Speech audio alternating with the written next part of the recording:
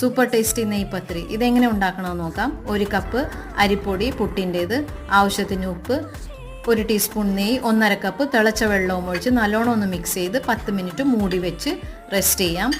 ആ നേരം കൊണ്ട് മിക്സിയുടെ ഒരു ചെറിയ ജാറിലേക്ക് 5-6 ഉള്ളി, 1/4 ടീസ്പൂൺ ചെറിയ ജീരകം, 1/2 ടീസ്പൂൺ വലിയ ജീരകം, 1 കപ്പ് തേങ്ങയും ഇട്ട് ഒന്ന് ചതച്ചെടുക്കാം.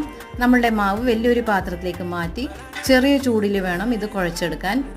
തേങ്ങ മിക്സും കൂടി ഇട്ട് നല്ലോണം ഒന്ന് കുഴച്ച് ചെറിയ ഉരുളകളാക്കി പൂരിയുടെ സൈസിൽ പ്രസ് ചെയ്തെടുക്കണം. ഒന്നെങ്കിൽ കൈ കൊണ്ട് തന്നെ പ്രസ് ചെയ്യാം, അല്ലെങ്കിൽ ഒരു പ്ലാസ്റ്റിക് വെച്ച് വേറൊരു പാത്രം വെച്ച് പ്രസ് ചെയ്താൽ മതി. ബാക്കി വന്ന മാവ് മൂടി വെക്കണം, അല്ലെങ്കിൽ പെട്ടെന്ന് ഡ്രൈ ആയി പോവും. നല്ലോണം ഒന്ന് പ്രസ് ചെയ്തതിന് ശേഷം ഇത് നമുക്ക് ഡീപ്പ് ഫ്രൈ ചെയ്തെടുക്കാം. ഫ്രൈ ചെയ്യുമ്പോൾ ശ്രദ്ധിക്കേണ്ടത് എണ്ണ നല്ലോണം ചൂടായിരിക്കണം, ഹൈ ഫ്ലെയിമിൽ വേണം ഇടാം. അതിനുശേഷം ലോ ഫ്ലെയിമിലാക്കിയാൽ മതി. 2 വശവും ഫ്രൈ ചെയ്താൽ നെയ്പത്രി റെഡി.